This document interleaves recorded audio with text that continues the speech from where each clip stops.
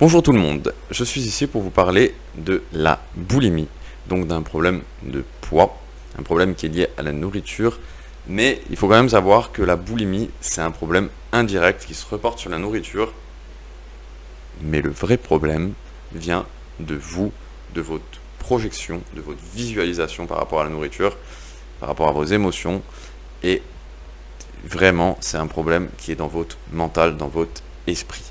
Je veux bien que vous compreniez une chose, c'est que l'état de boulimie et l'état d'anorexie, déjà, bon, j'ai parlé de l'anorexie un petit peu plus tôt, c'est deux états qui sont très proches, et bien qu'ils soient assez différents, justement assez opposés, eh ben, souvent, les personnes qui souffrent d'un de ces deux états, eh bien, pas toujours, mais assez souvent, ils passent de l'autre côté. Alors, c'est pas toujours le cas, hein, comme je dis, mais ça arrive couramment qu'une personne ait des problèmes de boulimie suivis des problèmes d'anorexie ou des problèmes d'anorexie suivis de problèmes de boulimie. Parce que dans les deux cas, c'est des thérapies qui sont un peu différentes des deux autres thérapies qu'on fait au niveau du poids. Il y en a une qui est par rapport au poids en général, au surpoids, et l'autre qui est par rapport à l'addiction au sucre. Là, c'est vraiment des thérapies où on combat la nourriture. Dans la boulimie et l'anorexie, on combat pas vraiment la nourriture. On combat plus soi-même et l'image qu'on se projette des choses, parce qu'il faut savoir que comme toute chose qui s'ancre et qui a des ancrages, eh bien à force de projeter une image négative de quelque chose, au début c'est dans vos émotions, après ça commence à être vraiment dans votre tête, dans un coin de votre tête qui vous le rappelle constamment, et la troisième partie c'est bien pire, c'est qu'après ça devient dans votre corps, physiquement et chimiquement, c'est-à-dire que vous avez une réaction chimique en vous approchant de la nourriture. Les personnes qui ont des problèmes d'anorexie ou de boulimie, eh bien, elles ont une réaction chimique qui se déclenche aux abords de la nourriture. Et du coup, les personnes qui sont boulimiques, eh bien, elles vont avoir tendance à manger, on va dire, plus ou moins normalement. Alors des fois, elles, un petit peu moins que la plupart des gens, des fois, elles mangent normalement, et en général, c'est sûr que c'est pas des personnes qui ont vraiment un problème avec la nourriture de base. Si jamais une personne qui est boulimique vient manger avec vous à midi, en principe, elle va manger normalement, ou alors un petit peu moins que la moyenne, à la limite. En général, ces personnes ont tendance à faire quand même un peu attention à ce qu'elles mangent. Et c'est justement là ce qui est très paradoxal, parce que justement, le problème de boulimie, c'est que tant qu'on est occupé, tant qu'on est avec des proches, au travail, avec de la famille, avec des personnes encore plus proches, eh bien, il n'y a pas trop de problèmes.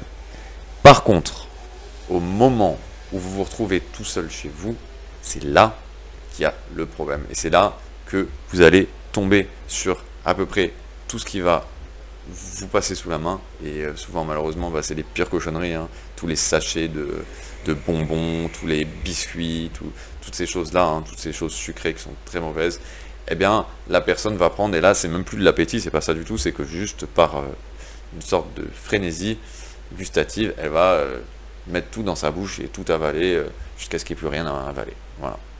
Donc, la boulimie, c'est quelque chose vraiment qui est très ennuyant, parce que la personne, bien, tant qu'en général, elle reste dans un certain état mental positif, qu'elle est occupée, qu'elle est entourée, qu'elle a des choses à faire, il n'y a pas de problème. Mais quand cette personne, elle se retrouve toute seule, dès qu'elle commence à avoir des pensées un peu négatives, eh ben, des fois, il y a justement ce qui s'appelle la crise boulimique qui se déclenche, et la personne va commencer à vider son frigo, à vider tout ce qu'elle trouve autour d'elle, et à tout manger. Donc voilà, donc on va faire une thérapie un peu comme l'anorexie, même si c'est un peu différent, ça reste quand même très proche, parce que les deux, c'est des thérapies qui jouent beaucoup sur les émotions et sur les projections, et sur les visualisations. Et du coup, bien, on va travailler vraiment dans un état d'hypnose au niveau de ce qu'on projette. On va même travailler un petit peu dans un état conscient, un peu plus que dans certaines autres thérapies, pour vraiment se mettre d'accord avec la personne, parce que, bon, bah, je vous donne un exemple, hein, souvent pour les boulimies, les thérapies et l'anorexie, ça m'est arrivé plusieurs fois d'avoir des personnes qui ont plusieurs types de problèmes, mais qui ont un problème en particulier, souvent, ça m'est pas arrivé qu'une seule fois, hein, d'avoir des personnes qui me disent: bon bah moi je ne me pèse pas, je ne peux pas, je ne monte pas sur une balance, c'est pas possible. Et là, bah, je vais répondre à cette personne, bah écoute, justement, si tu as envie qu'il se produise un vrai changement, si tu as envie de changer, ah là il va falloir changer, il va falloir que tu montes sur la balance. Parce que, en fait, à partir du moment où une personne s'auto-persuade qu'elle ne peut pas monter sur la balance, c'est comme si elle se mettait une laisse, en fait. C'est comme si elle se mettait une limite, une laisse, une barrière qu'elle ne peut pas franchir. Donc ça, en hypnose, ça marche pas. Justement, en hypnose, on va exploser toutes les barrières. Donc si la personne, eh ben, elle veut pas se peser, eh ben, elle va le faire. Elle va le faire quand même. Ou alors, eh bien, c'est pas la peine de faire une thérapie, hein, mais il faut bien comprendre une chose, c'est un problème de blocage mental. Donc à partir du moment où la personne veut se débarrasser de ce problème pour retrouver une alimentation normale, eh bien, il va falloir qu'elle fasse certains efforts. Et il y a certaines choses qui ne sont pas tolérables dans ces thérapies. Une personne qui vous dit « je ne peux pas monter sur la balance », eh bien, je ne vous dis pas que vous devez la faire monter instantanément sur la balance avant que la séance commence, mais très vite, il va falloir lui faire passer par cette épreuve. Et c'est très important. Et non seulement parce que ça ne doit pas être un blocage mental, et justement, elle a un problème avec son mental et avec ses projections, et justement aussi parce que quand on va commencer à travailler ensemble, elle va pouvoir voir justement à chaque fois que elle perd du poids ou qu'elle en gagne en fonction de si elle devait en perdre ou en gagner pour la thérapie, selon la thérapie qu'on fait, elle va pouvoir se peser et constater des changements. Donc voilà, j'espère que j'ai été clair pour ce qui était du coup de la boulimie.